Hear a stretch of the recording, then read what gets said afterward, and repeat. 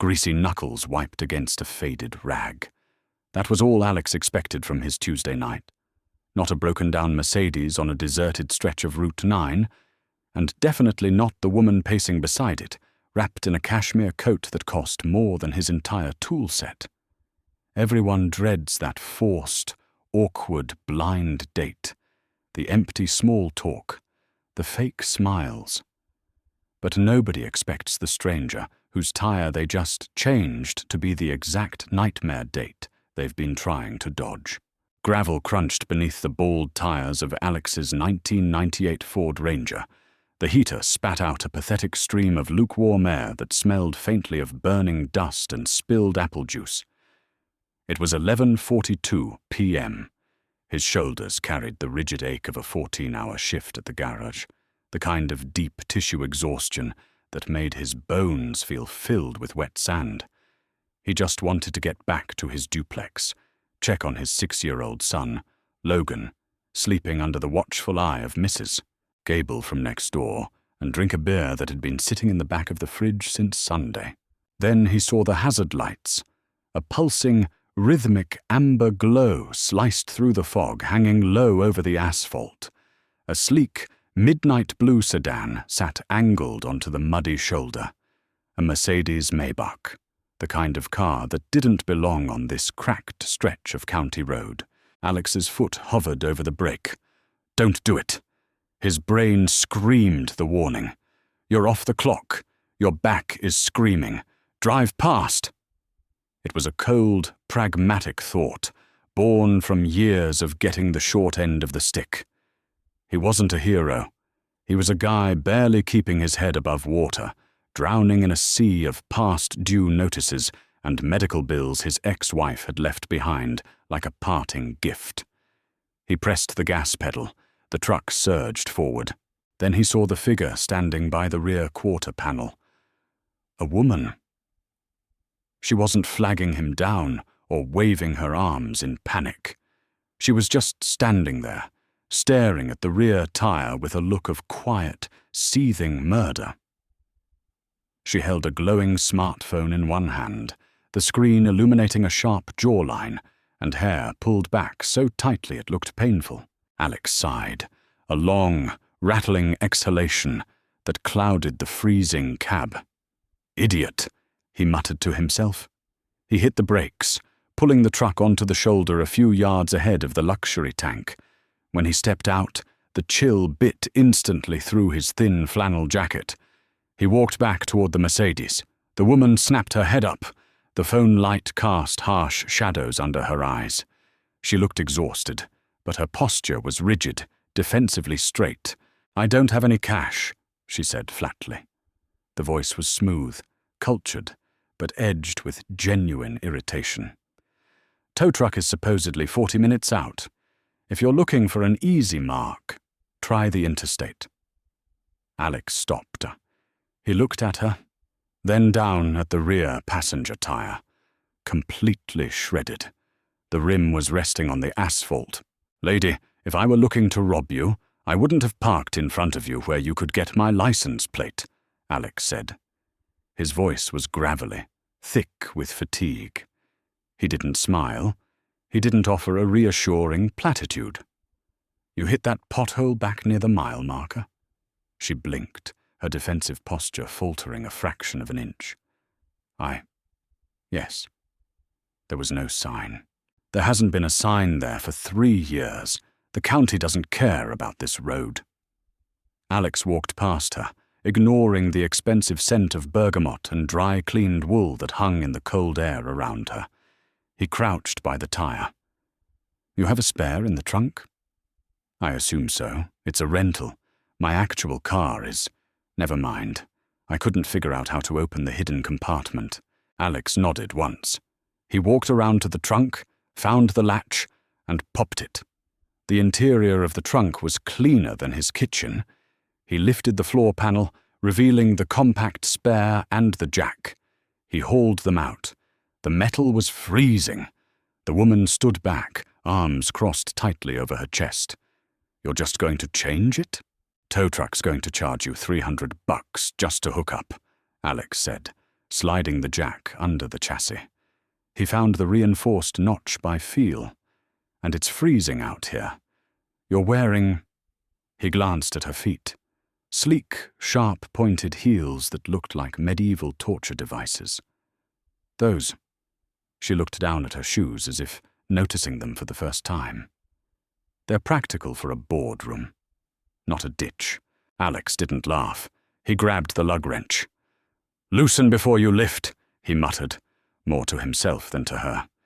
He fitted the iron over the first lug nut and shoved his weight onto it. It didn't budge. Pneumatic drills at the factory. They always over-tightened them. He adjusted his grip, his calloused palms pressing painfully against the cold steel. He grunted, forcing his entire upper body weight downward. The metal groaned, then snapped loose. "Do you do this often?" she asked. The silence was apparently bothering her. "I'm a mechanic," Alex said, moving to the next nut. "And a sucker, apparently. I can pay you. I don't want your money." It was a lie. He desperately wanted her money. He needed $50 for Logan's upcoming school field trip, and his checking account was currently sitting at $11.40. But the way she had instantly assumed he was a threat, a mugger, stung his already bruised pride. He was poor, not a criminal. He jacked the car up, the ratcheting sound loud in the quiet night. He pulled the shredded tire off. The rubber smelled burnt. He hoisted the spare onto the bolts, threaded the nuts back on by hand, and grabbed the wrench again. 15 minutes later, he lowered the car. He tossed the ruined tire into the pristine trunk and slammed it shut. He wiped his hands on his jeans, leaving dark, greasy smears on the denim. "Keep it under 50 miles an hour. Get to a shop tomorrow. The spare is just a donut." She stood there, watching him. Up close, without the phone light washing her out, he noticed she had a pale, severe beauty. Sharp features, dark eyes that didn't give anything away. But there were faint lines of stress around her mouth. She reached into her coat pocket and pulled out a leather wallet. She extracted a crisp, green bill. 100. "Take it," she said. It wasn't a request. It was an order. Alex stared at the bill. The president's face mocked him. That was a week of groceries. That was the heating bill. He looked from the money to her face. She was already retreating behind a wall of polite transactional distance. She wanted to pay him so she wouldn't have to owe him anything. So he would just be another service rendered. Alex reached out. His thick, grease-stained fingers pinched the edge of the bill. He pulled it from her grasp. "Thanks," he said, his voice flat. He didn't feel noble. He felt cheap. He turned around, walked back to his rusted Ford, and got in. He didn't wait to watch her drive away.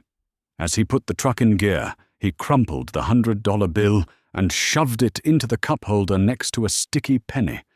It smelled like expensive perfume. He hated it. Morning arrived with the shrill, obnoxious buzzing of a cheap plastic alarm clock. Alex slammed his hand onto the snooze button, missing twice before making contact. The apartment smelled like damp plaster and the stale milk in the cereal bowl left on the coffee table. It was small. 2 bedrooms, barely 600 square feet, wedged above a defunct dry cleaner. He sat up, his spine popping in 3 different places. He rubbed his face, his palms scraping against 3 days of coarse stubble. He needed a shower.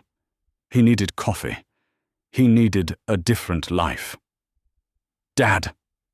A small projectile launched itself from the doorway and landed squarely on Alex's stomach. Alex grunted, all the air rushing out of his lungs. He wrapped his arms around the squirming mass of pajamas and uncombed hair. "Hey, buddy," Alex rasped, tickling Logan's ribs. "You ready for school?" Logan giggled, a high, reedy sound that was the only genuinely good thing in Alex's world. "Mrs. Gable made me eat oatmeal. It was gloopy." "Gloopy builds character," Alex said, sitting up and swinging Logan onto his hip. "Let's get you dressed. You got the permission slip for the zoo?" "Yeah. I want to see the snakes." Alex set him down and walked into the cramped kitchen. He turned on the faucet. The pipes shuddered before spitting out a stream of cold water. He filled the coffee maker, his mind drifting to the crumpled $100 bill sitting on the counter. He had smoothed it out last night. It looked completely out of place next to the generic brand peanut butter and the stack of past-due electricity bills. His phone vibrated on the counter. The cracked screen illuminated his sister's name. Sarah. Alex groaned. He hit accept and put it on speaker. "I'm awake. I'm alive. Don't yell at me." "I'm not yelling, Alex." Sarah's voice crackled through the cheap speaker. "I'm confirming. Tonight. 7 p.m. Antonio's." Alex rubbed his temples. "Sarah, please. I can't afford Antonio's. They charge $9 for a glass of tap water." "You're not paying. I told you." She insisted on paying. "That's worse. I'm not letting some random woman I haven't even met buy me dinner like I'm a charity case. Alex Thomas Watson, if you back out of this, I swear I will change the locks on the garage while you're working," Sarah threatened. "Her name is Corinne. She's a client of the firm. Well, technically she owns the firm that bought the firm I work for, but whatever. She's successful, she's single, and she works too much. Her assistant, who I play softball with, begged me to find a normal, grounded guy who won't just talk about golf and crypto for 3 hours. So you picked the mechanic who smells like brake fluid and disappointment?" "I picked my brother who is a good man, a great father, and who hasn't been on a date since Rebecca left 3 years ago," Sarah said, her voice softening. "Just go. Eat the free fancy pasta. Have a conversation with an adult woman. If it sucks, you never have to see her again." Alex looked over at Logan, who was currently trying to feed a piece of dry cereal to a plastic dinosaur. "I don't have a babysitter. Mrs. Gable is confirmed. I paid her $20 already. You have no excuses. Wear the blue button down, the one without the mustard stain, and shave." The line went dead. Alex stared at the phone. He hated blind dates. He hated the performative dance of it all, the careful curation of facts to make yourself seem less broken than you actually were. "Oh yes, I'm a single dad.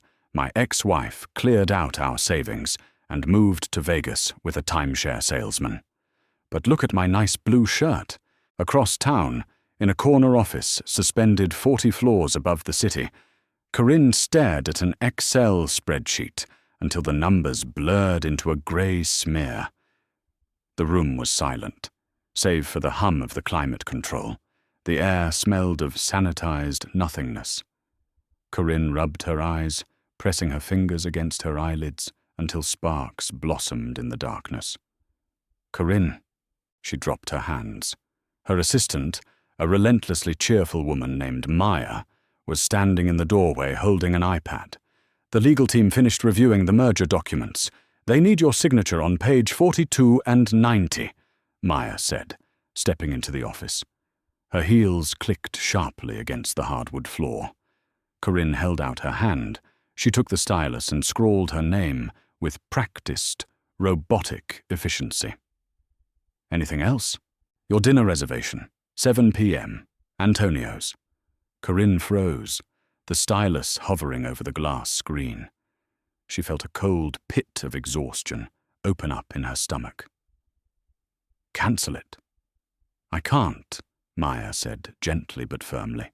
"You promised. And frankly, Corinne, you look like you're going to snap in half. You haven't left this building before 9 p.m. in 3 weeks. Maya, I don't have the energy to sit across from another vice president of whatever, trying to pitch me a startup idea while pretending to be interested in my personal life." "He's not a VP," Maya said, taking the iPad back. "He's a mechanic, my friend's brother. He works with his hands. He has a kid. He's normal." Corinne leaned back in her ergonomic chair.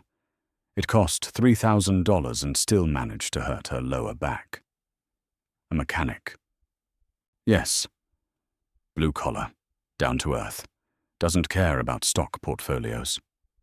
Corinne thought about the mechanic from the night before. The rough hands, the stained jacket, the flat, unimpressed look in his eyes when she offered him money. He hadn't looked at her like a walking bank account. He had looked at her like she was an inconvenience. It had been strangely refreshing. Fine, Corinne sighed. But I'm leaving at 8:30. Book me a car. Your car is in the shop, remember? The rental company had to tow it this morning. Something about a shredded tire and a donut. Corinne flinched slightly. Right. Book an Uber Black, then. And Maya? Yes? If this guy talks about cryptocurrency for even 1 minute, you're fired. Part 3. The Collision. Antonio's was the kind of restaurant that didn't have prices on the menu. The lighting was impossibly dim, designed to make everyone look 10 years younger and hide the sheer panic in the eyes of anyone paying the bill. The air was thick with the scent of roasted garlic, truffle oil, and wealth. Alex felt like he was suffocating. He sat at a small, candlelit table near the back.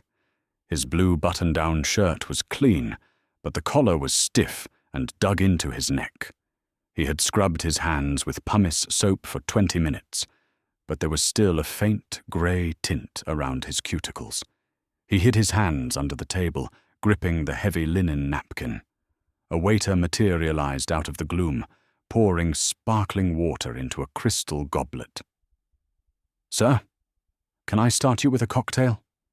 Just a beer, whatever you have on tap. The waiter offered a thin, pitying smile. We only serve bottled imports, sir. Perhaps a Peroni? Yeah. Fine. Peroni. Alex checked his watch. It was a cheap Timex with a scratched face. 7:05. She was late. He felt a sudden, fierce hope that she would stand him up. He could drink his expensive foreign beer, go home, and build a Lego spaceship with Logan. Then he saw her. She was walking past the maitre d'. She wasn't wearing a cocktail dress or anything flashy. She wore dark, tailored trousers and a silk blouse the color of bruised plums.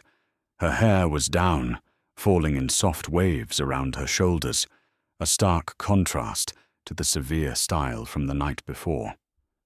But it was definitely her. Alex's stomach dropped. It felt like he had missed a step on a staircase in the dark. The woman from the side of the road. The woman with the $100 bill. The woman who looked at him like he was the help. He watched her scan the room. He saw the exact moment her eyes landed on him. He saw the polite, blank mask she had prepared slip for a fraction of a second. Her steps faltered. She stopped, just for a heartbeat, staring at him through the dim, amber light. She recognized him. Alex didn't stand up. He just sat there, his jaw tightening. Corinne took a deep breath, her shoulders squaring as she resumed her approach. She reached the table and stopped. She didn't sit immediately. She looked down at him, her dark eyes unreadable. You, she said. Her voice was quiet, stripped of the corporate polish she usually wore to these things. Me, Alex replied. He didn't offer a smile. Have a seat. The water is sparkling. Very fancy. Corinne slowly pulled out the chair and sat. She placed a small, elegant clutch on the table. She looked at his blue shirt, his freshly shaven face, and then down at his hands, which he had accidentally brought up to rest on the table. The grease stains in the cuticles. Maya set this up, Corinne said, almost to herself. Maya plays softball with Sarah, your sister. World's a small, cruel place, Alex muttered, picking up his glass of water and taking a sip. It tasted metallic. A heavy silence descended on the table. It wasn't the awkward silence of two strangers trying to find common ground. It was the volatile silence of two people who had already formed strong, negative opinions of each other. "Look," Corinne started, interlacing her fingers on the table. Her nails were perfectly manicured, coated in clear gloss. If you had known you were going on a date with your roadside assistants, you would have cancelled," Alex finished for her. His voice was sharper than he intended. The defensive walls were shooting up, fortified by years of feeling less than. "Don't worry. The feeling is mutual. If I had known I was dressing up to sit across from someone who treats people like vending machines, I would have stayed home." Corinne's eyes flared. A sudden rush of heat hit her chest. She wasn't used to being spoken to like this. People agreed with her. People placated her. They didn't insult her to her face. "I paid you for a service," she shot back, leaning in slightly, her voice dropping to a harsh whisper so the neighboring tables wouldn't hear. "I didn't treat you like a vending machine. I compensated you for your time. You threw money at a problem so you wouldn't have to look at it," Alex said, leaning in to meet her. The scent of her bergamot perfume cut through the garlic in the air. "You didn't ask my name. You didn't say please. You just barked an order and handed me cash." "I was standing on the side of a dark road in the middle of nowhere," Corinne argued, her heart beginning to pound. "I was defensive. You pulled up in a beat-up truck looking like what?" Alex challenged. His grey eyes were locked onto hers. Corinne stopped. She looked at his face, the deep lines of exhaustion around his eyes, the set of his jaw. She realized what she had been about to say. Looking like a threat. Looking like a criminal. She swallowed hard, suddenly feeling entirely in the wrong. "I'm sorry," she said quietly. The words felt foreign, tasting like ash in her mouth. "I was rude. I had a terrible day yesterday, but that's no excuse. Thank you for fixing the tire." Alex stared at her. He had expected her to storm out. He had expected her to call for the manager. The apology threw him off balance. It deflated the anger puffing up his chest, leaving behind a hollow, tired feeling. He looked down at his glass. "I spent the $100 on groceries and a permission slip for my kids' zoo trip. So, thanks for that." Corinne watched him. The raw honesty of the statement hit her harder than his insults. He wasn't playing a game. He wasn't trying to impress her. He was just a man surviving. The waiter returned, breaking the tension. He placed the Peroni in front of Alex and turned to Corinne. "Good evening, Miss Harris. Your usual?" "Yes, Paul. A gin martini, dry, and we'll take a few minutes with the food." The waiter nodded and vanished. Alex raised an eyebrow. "Ms. Harris, you a regular here?" "I use this place for business dinners," Corinne admitted, shifting uncomfortably in her chair. "It's quiet." "And expensive." "Yes." Corinne picked up her water glass, studying the condensation on the outside. "I told Maya I didn't want to come tonight." "Sarah threatened to change the locks on my garage," Alex offered. A small, unexpected huff of air escaped Corinne's nose. It wasn't quite a laugh, but it was close. "Maya threatened to quit." Alex picked up his beer, picking at the gold foil on the neck. "So, we're both hostages. It appears so." Corinne looked at him, really looked at him this time. Stripped of the moonlight and the stress of the breakdown, she saw a man who looked like he carried the weight of the world on his shoulders. "Do you want to leave?" she asked softly. "You don't have to stay. I can tell Maya we had a nice time but didn't click. You won't get in trouble with your sister." Alex hesitated. His instinct screamed at him to run, to get out of this high-end trap, go back to his peeling wallpaper and his sleeping son. This woman, with her silk shirt and her reserved table, belonged to a different species, But he looked at her eyes. They were tired, just like his. She wasn't the arrogant ice queen he had pictured driving home last night. She was just a woman who had been afraid in the dark. "I haven't eaten," Alex said slowly. "And Sarah said you were paying." Corinne's lips twitched upward into a genuine, albeit small, smile. The mask fell away completely. "I am. Order the steak. It's the only thing here worth the money." Porcelain clinked against silver. Alex cut into the bone-in ribeye, watching the pink juices pool into the dark, peppercorn reduction on his plate. The knife slid through the meat like it was warm butter. He hadn't eaten a steak this good since his wedding rehearsal dinner, a memory that tasted vaguely like sour milk in his throat. He took a bite. It was rich, smoky, and overwhelmingly decadent. He closed his eyes for a fraction of a second, letting the exhaustion in his shoulders melt just a fraction. Across the table, Corinne watched him. She had ordered a small piece of halibut, which she was currently pushing around her plate with the tines of her fork. The martini glass next to her hand was half empty, the olive resting idly at the bottom. "You're not eating," Alex noted, pointing his steak knife at her plate before setting it down. "I'm tasting," Corinne corrected, taking a minuscule bite of the white fish. "Heavy meals at night make me sluggish the next morning. I have a board meeting at 8. "A board meeting?" Alex picked up his beer, taking a long pull. "So you sit at a giant mahogany table and tell people they're fired?" Corinne set her fork down. The faint amusement from earlier flickered back into her dark eyes. "Sometimes. Mostly I sit at a giant mahogany table and listen to men in identical suits explain why my company shouldn't buy their failing company, even though we both know they desperately need the cash." "Sounds brutal." "It's just math," she said, her tone flattening out. "They made bad bets. I buy the debt. I reorganize. I make it profitable. And the people who work there?" The question hung in the air, heavy with the scent of roasted garlic and Alex's unspoken judgment. He worked on a shop floor. He knew exactly what reorganize meant for guys like him. It meant fewer hours, shoddier tools, and managers who didn't know a spark plug from a lug nut dictating the pace. Corinne didn't flinch. She met his gaze directly. "Some stay. Some get severance packages.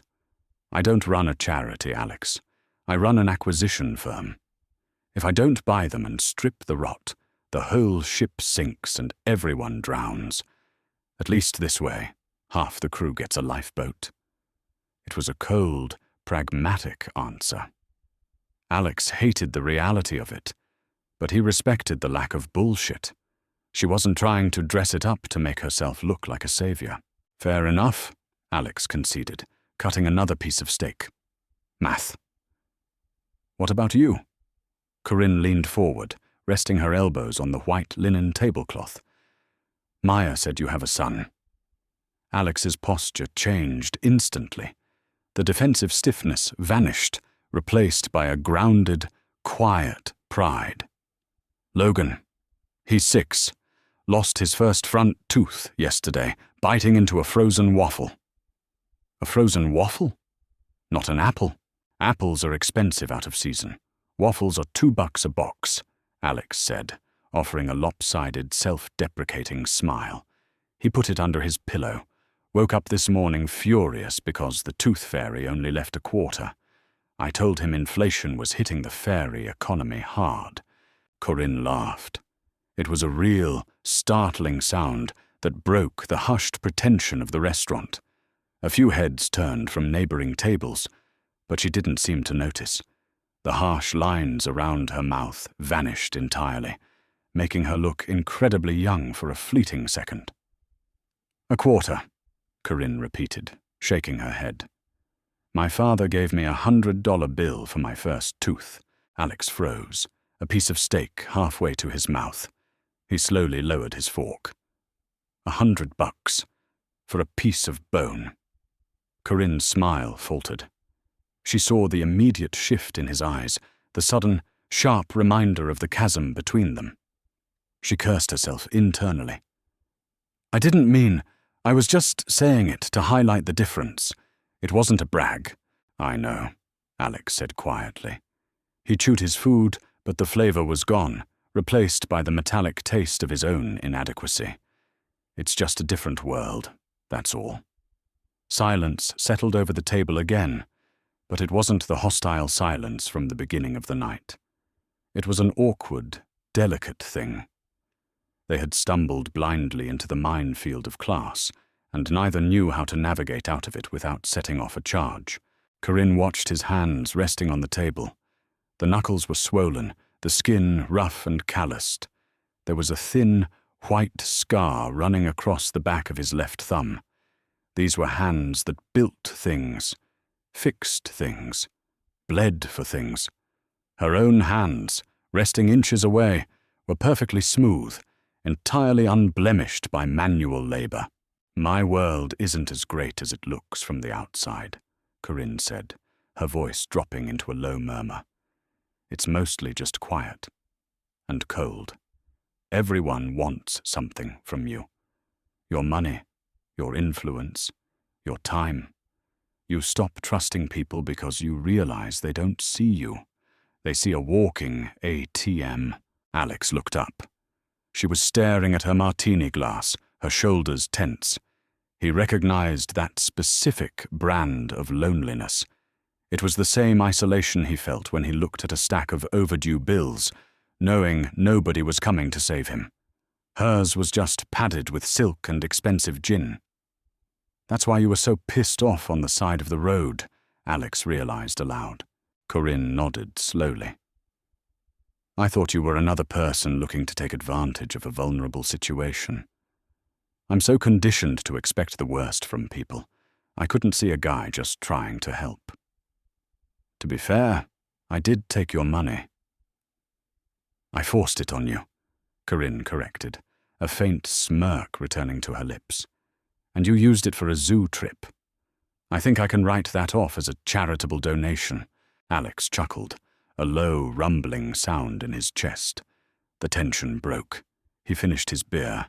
They spent the next hour talking, not about stock options or garage overhead, but about the mundane, messy reality of being alive.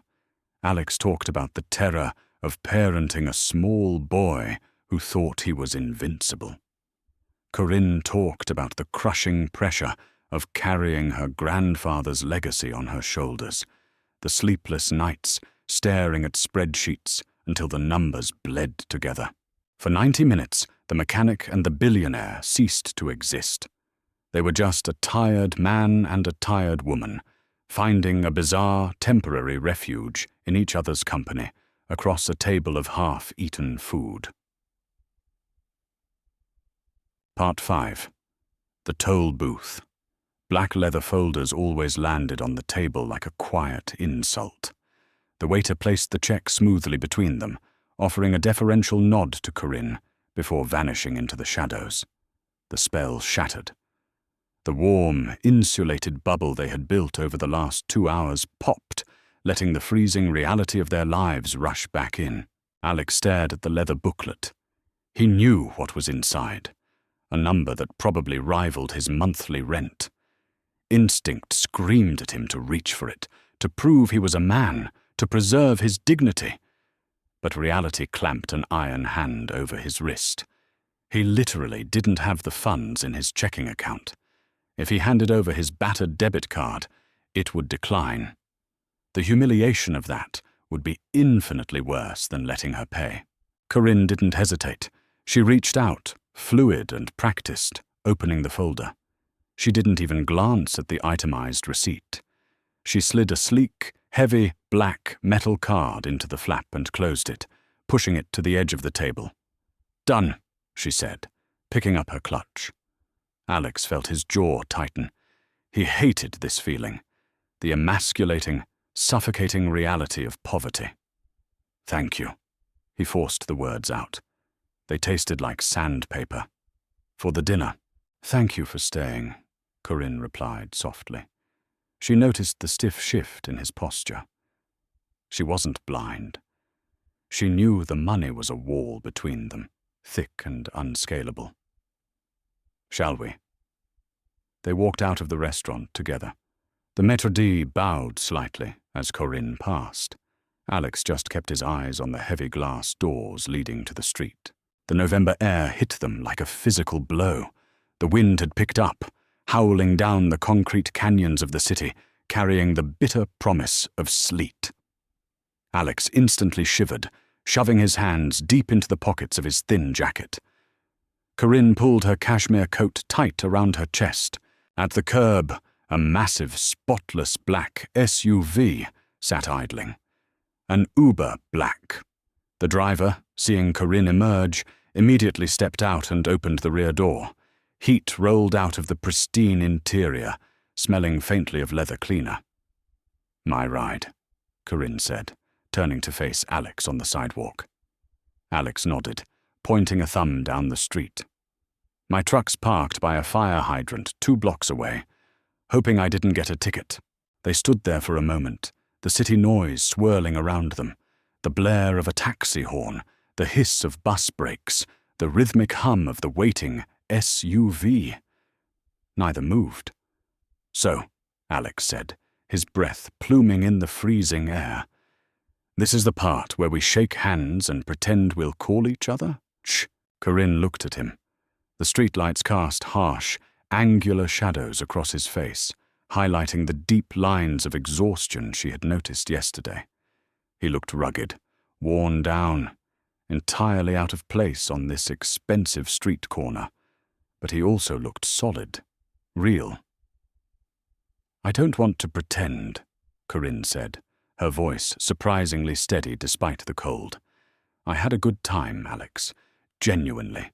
"Me too."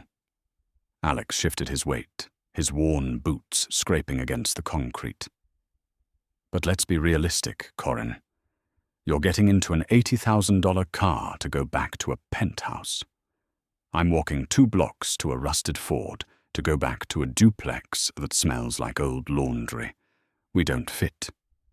People aren't puzzle pieces. They don't have to fit perfectly.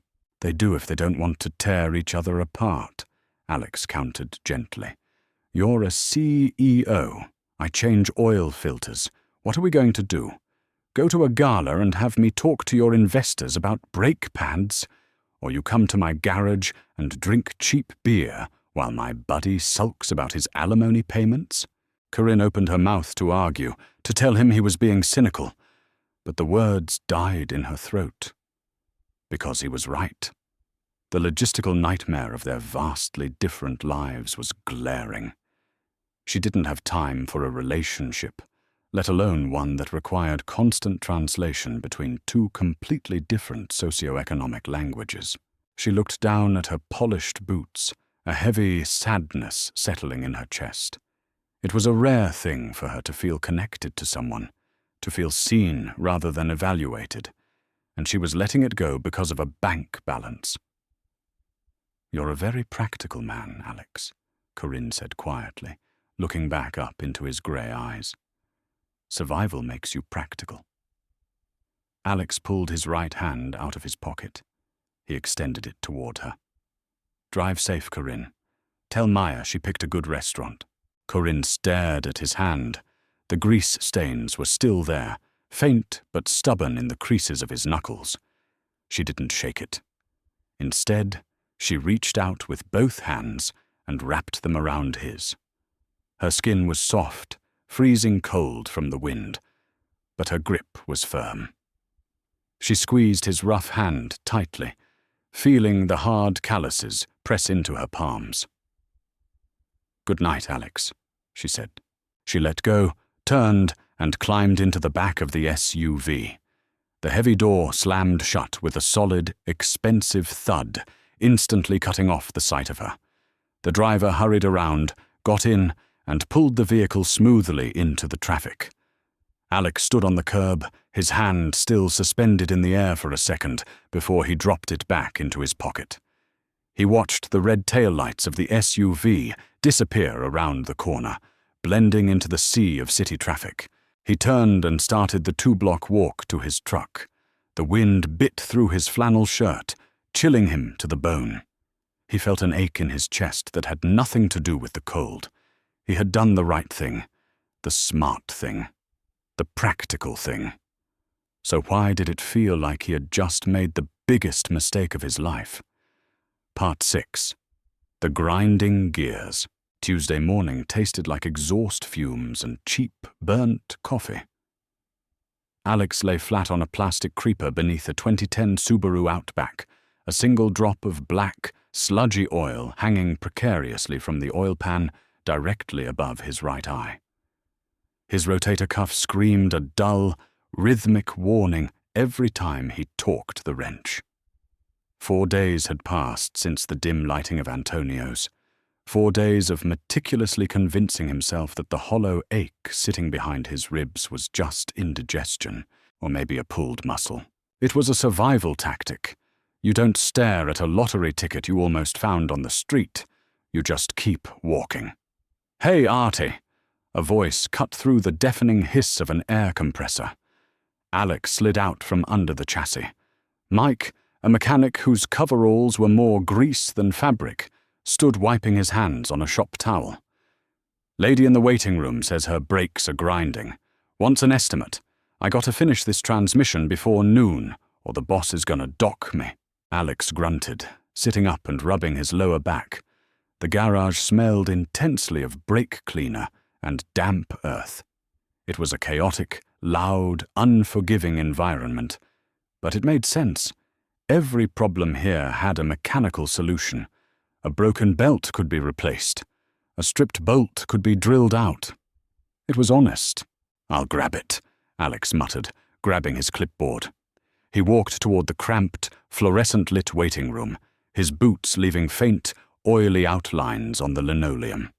He braced himself to explain, yet again, why ignoring a screeching brake pad for 6 months meant replacing the entire rotor. 40 miles away, silence reigned supreme. Conference Room B on the 42nd floor was a monument to sterile intimidation. The table was a single massive slab of frosted glass. The chairs were ergonomic cages of mesh and brushed steel. The air, filtered 3 times before entering the room, smelled like absolute nothingness. Corinne sat at the head of the table. A junior executive named Richard, wearing a suit that cost more than Alex's truck, was standing by a digital whiteboard. He was pointing a laser at a descending red line graph. "The Ohio Manufacturing Division is bleeding capital, Corinne," Richard stated, his voice smooth and entirely devoid of empathy. "The machinery is outdated. The pension liabilities are astronomical.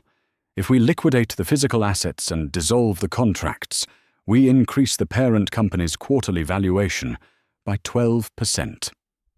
"And the workers?" Corinne asked. The question slipped out before she could stop it. Richard blinked. He looked at her as if she had just spoken in Latin. "The redundancies? Standard severance packages, per union agreements, 2 weeks' pay for every year of service. We outsource the actual production to the facility in Monterey. It's simple addition and subtraction." Corinne stared at the projected numbers.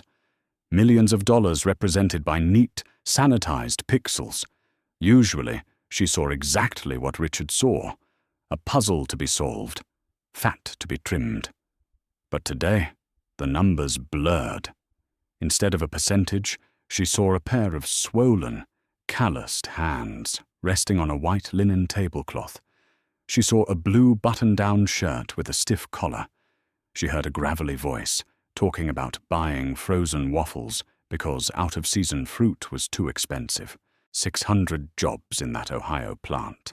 600 men and women who probably drove beat-up trucks, worried about their kids' school trips, and lived in apartments that smelled like damp plaster.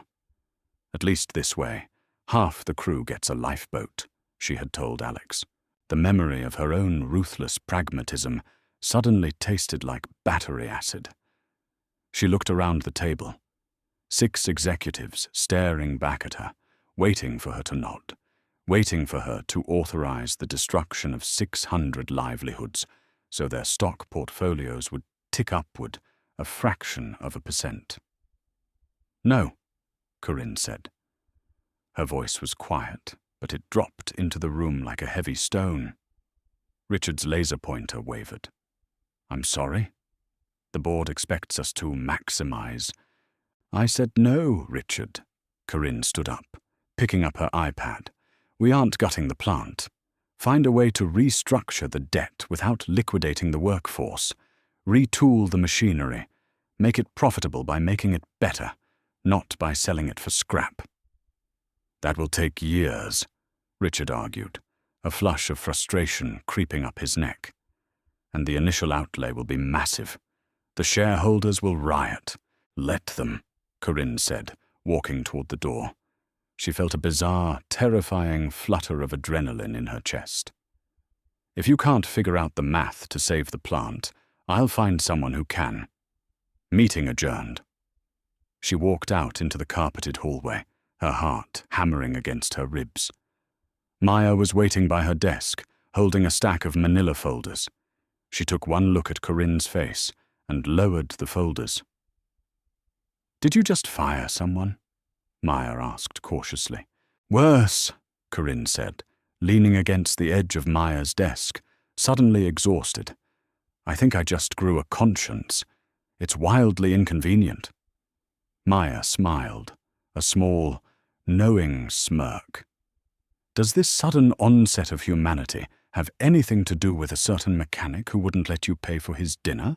Corinne looked away, staring through the floor-to-ceiling windows at the grey city skyline.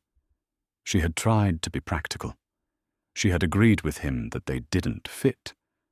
But the sheer, suffocating emptiness of her world had never been more glaring than it was right now. "Cancel my afternoon appointments," Corinne said, pushing off the desk. "All of them. You have a call with the Tokyo office at 3. Reschedule it. I need my car." Friday afternoon brought a bitter, biting wind that whipped stray fast food wrappers across the cracked asphalt of the garage parking lot. The sky was the color of a bruised plum, promising freezing rain by nightfall. Alex was wrestling a stubborn caliper bolt on a rusted Ford F-150. His knuckles were raw, scraped against the rough cast iron when his wrench slipped 10 minutes prior. He wiped a streak of blood and dirty grease onto his jeans, his mood matching the bleak weather. His phone had been vibrating in his pocket for an hour, likely the automated collection agency, calling about a hospital bill from his ex-wife's emergency room, visit 2 years ago. A shadow fell over the open bay door, blocking the pale afternoon light. Alex didn't look up immediately. He grabbed a breaker bar, fitting the heavy socket over the stripped bolt. "Offices through the blue door on the left," he shouted over the grinding roar of a pneumatic drill a few bays down. "If you need a tow, call the number on the sign." "I don't need a tow," the voice sliced through the cacophony of the garage. It was smooth, cultured, and entirely out of place amidst the smell of degreaser and old tires. Alex froze. His hand tightened around the cold steel of the breaker bar. He slowly turned his head. Corinne stood just inside the bay. She wasn't wearing silk or a cashmere coat today.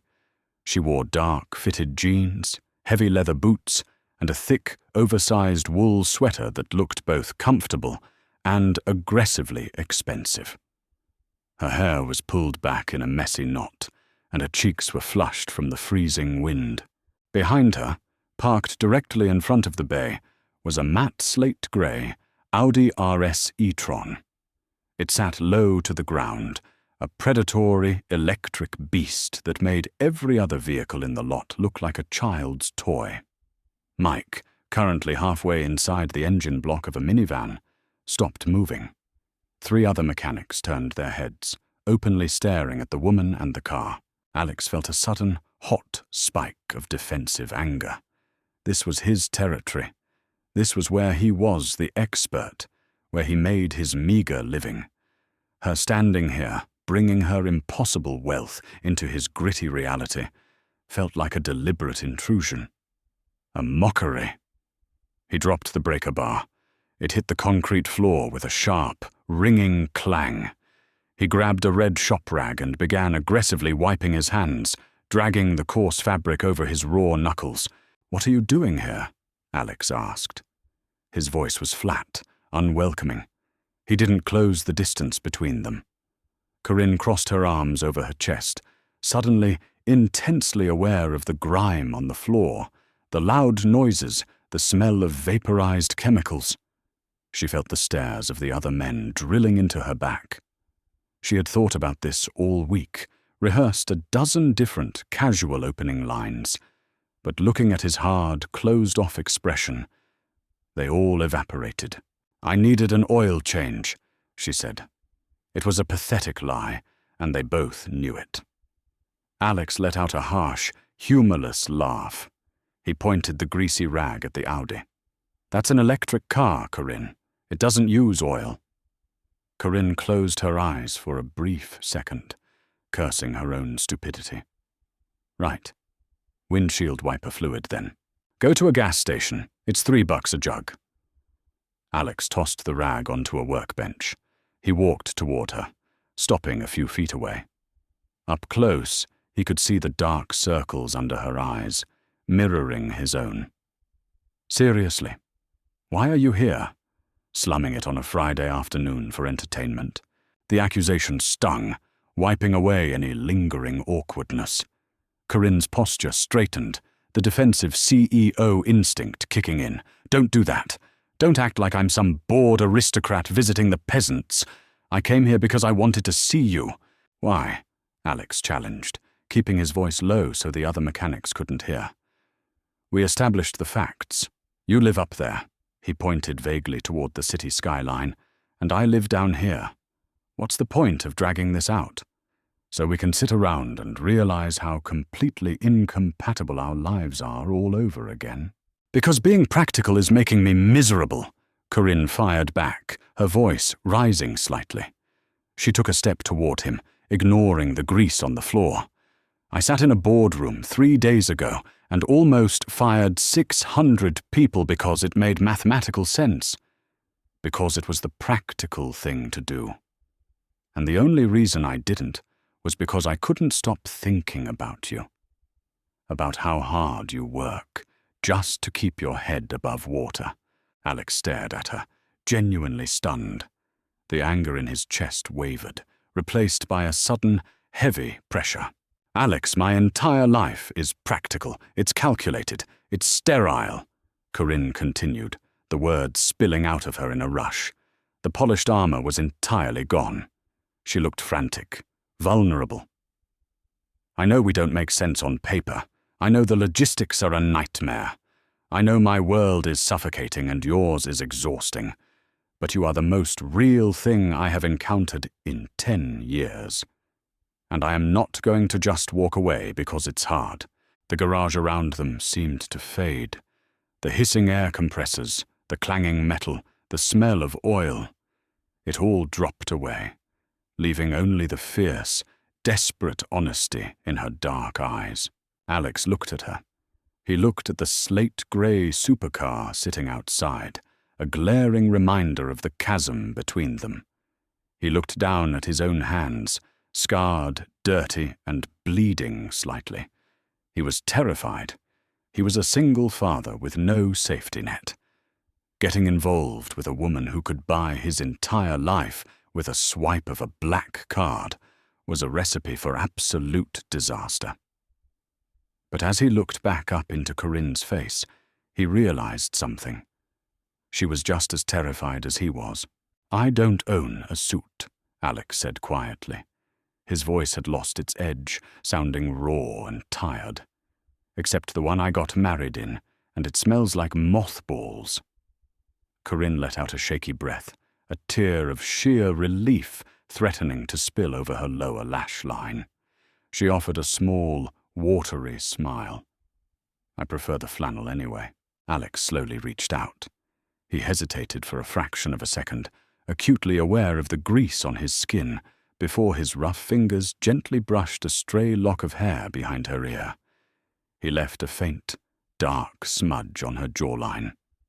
"I get off at 6, Alex said, his thumb resting lightly against her pulse point. "Logan's at his grandmother's tonight. I know a diner that makes a grilled cheese that actually tastes like cheese." "A diner," Corinne repeated, stepping into his space, letting the scent of bergamot mix with the harsh smell of the garage. "Is it expensive?" $7. Corinne's smile widened, genuine and bright. "Perfect. I'll buy." Neon light buzzed, a low, relentless hum that vibrated through the cracked window of booth 4. Bob's diner smelled like old frying oil, bleach, and a decades-long accumulation of burnt coffee. It was a place where truck drivers and third-shift nurses stared blankly at their ceramic mugs, finding quiet solidarity in the sheer exhaustion of Friday night. Alex slid into the cracked red vinyl booth. The seat sighed beneath his weight, expelling a puff of stale air. Across from him, Corinne sat perfectly straight. Her cashmere sweater looked absurdly out of place against the backdrop of peeling wood paneling and laminated menus featuring pictures of faded meatloaf. She kept her hands folded tightly in her lap, her knees pressed together. "Table's sticky," Alex pointed out, leaning back. "It's a permanent feature. They could sandblast it, and it would still feel like cheap syrup." Corinne tentatively brought her hands up, resting her forearms on the edge of the table. Her skin adhered slightly to the surface. She peeled her arm back with a soft, tearing sound. "Noted." Silence stretched between them, thick and heavy. The adrenaline of the garage confrontation was wearing off, leaving behind the cold, hard logistics of what they were actually doing. Alex watched her. He waited for the illusion to break. He waited for her dark eyes to dart toward the door, for the realization to finally hit her that this was a mistake. A waitress named Brenda, whose name tag was holding onto her polyester uniform by a single bent pin, materialized beside them. She slapped down 2 thick ceramic mugs and poured black coffee from a glass carafe without asking. "2 number 4s, Alex said, not looking at the menu. "Extra crispy on the bread. Tap water." Brenda snapped her gum, scribbled on a green pad, and vanished back into the kitchen. Corinne picked up the thick mug. The rim was chipped. She brought it to her lips and took a sip. Her throat worked as she swallowed the acidic, lukewarm liquid. She didn't grimace, but Alex saw the tiny, involuntary flinch in her jaw. "You don't have to drink it," Alex said gently. "It tastes like battery acid. I only drink it because it keeps me awake." Corinne set the mug down. She looked at the faint ring of grease still marking her jawline, caught in the reflection of the napkin dispenser. "I wanted to try it. Trying too hard is going to exhaust both of us, Corinne." Alex leaned forward, resting his elbows on the sticky table.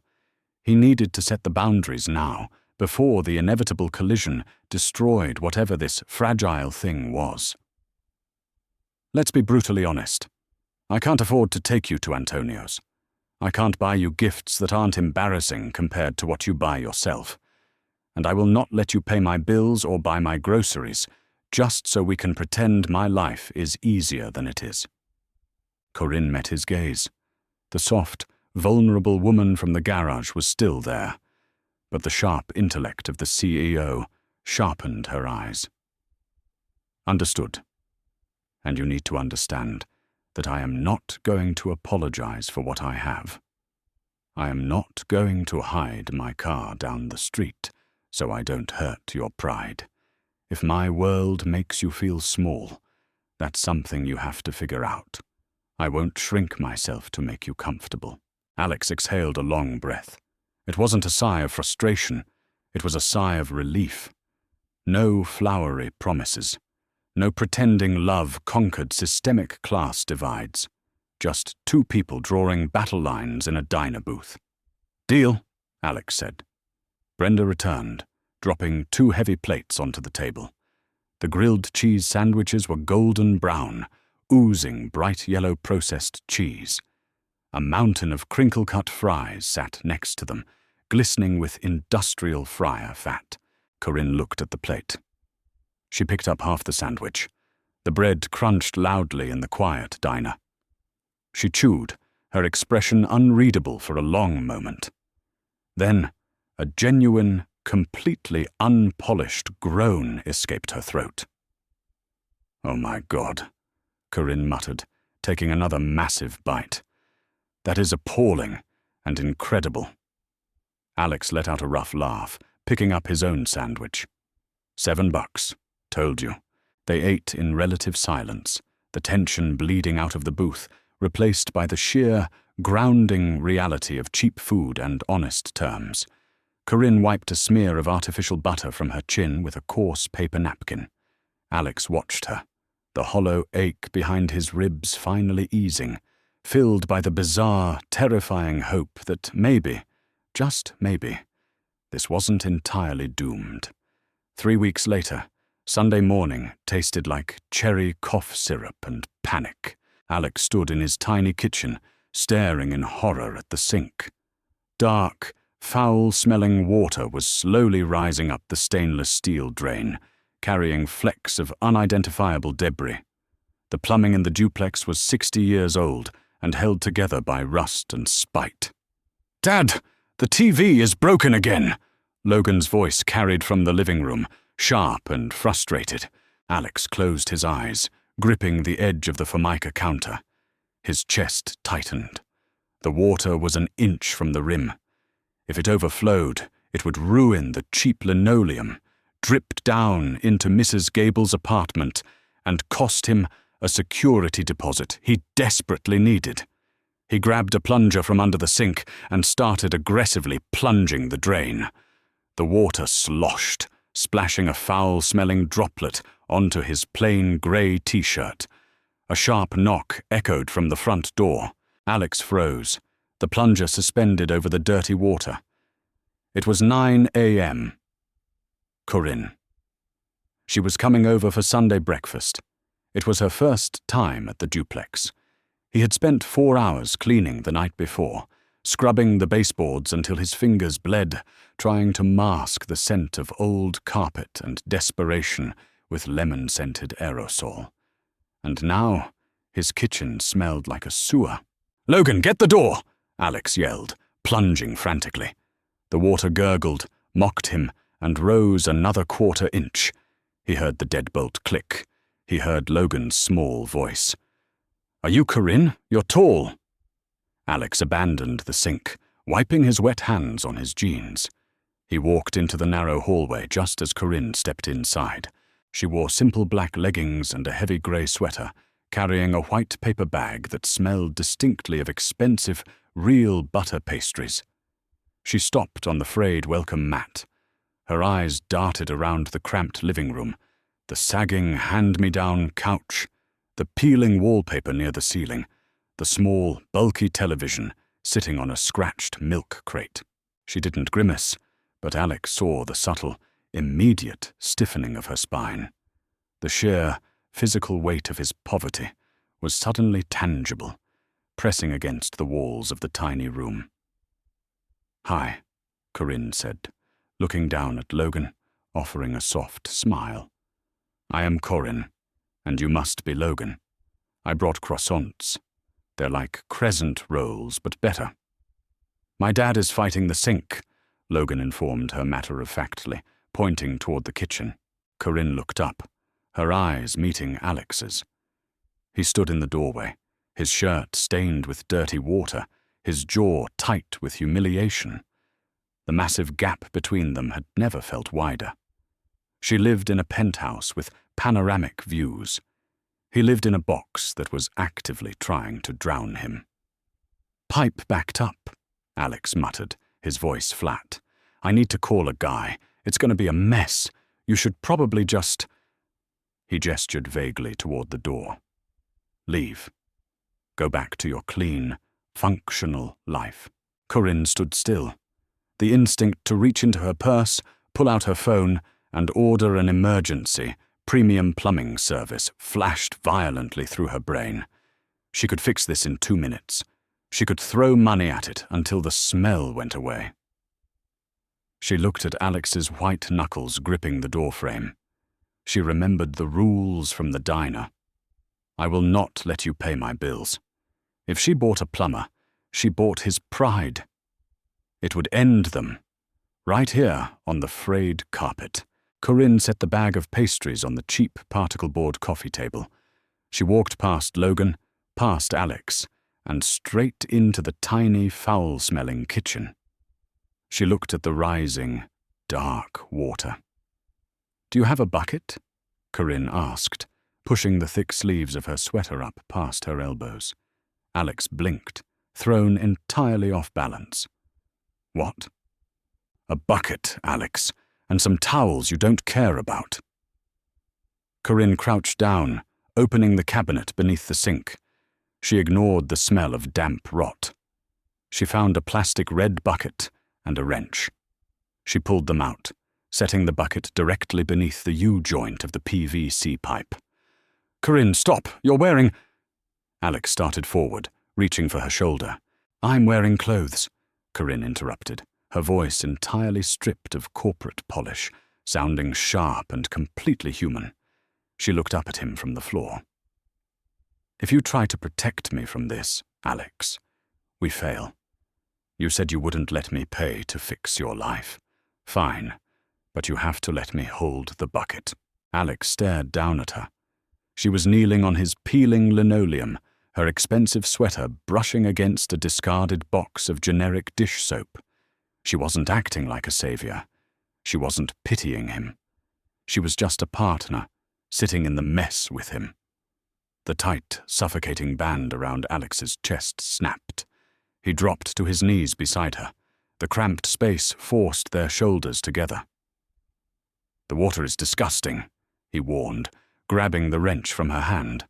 "I live in a city of 8 million people. I've smelled worse," Corinne lied smoothly. She gripped the edges of the red bucket, positioning it precisely under the joint. Alex fit the wrench over the plastic nut. "Ready? Do it." Alex twisted. The pipe groaned, broke seal, and a rush of black, sludgy water poured out, splashing violently into the bucket. A few drops hit Corinne's cheek. She didn't flinch. She just held the bucket steady until the sink above emptied completely. The smell was horrendous. Alex quickly shoved a rag into the open pipe to stop the fumes. He looked over at Corinne. She was staring down at the bucket of sludge, her chest heaving slightly from the sudden adrenaline. A streak of black grease marked her pale cheek, a twin to the one she had worn in the garage weeks ago. Alex reached out, his rough, calloused thumb gently wiping the sludge from her skin.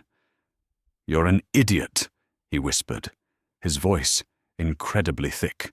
Corinne leaned into his touch, a slow, genuine smile breaking across her face despite the awful smell surrounding them. "I know. Now, how do we snake a drain?" They sat there on the cold floor, surrounded by the unromantic, exhausting reality of ordinary life. There was no magical windfall, no sudden erasure of their vastly different worlds. The money was still there. The struggle was still there. But as Alex looked at the billionaire kneeling in dirty water just to be near him, he realized the loneliness was finally gone. Love doesn't always look like a movie. Sometimes it looks like a greasy diner booth, a rusted truck, and holding a bucket under a leaking pipe. Real connection isn't about perfectly matching lives. It's about choosing to stand in the mess together, day after day. If this grounded, raw story hit home for you, please hit that like button and subscribe for more deeply human storytelling. Share this video with someone who needs a reminder that the best, most authentic connections are often the ones we try our hardest to avoid. Leave a comment below.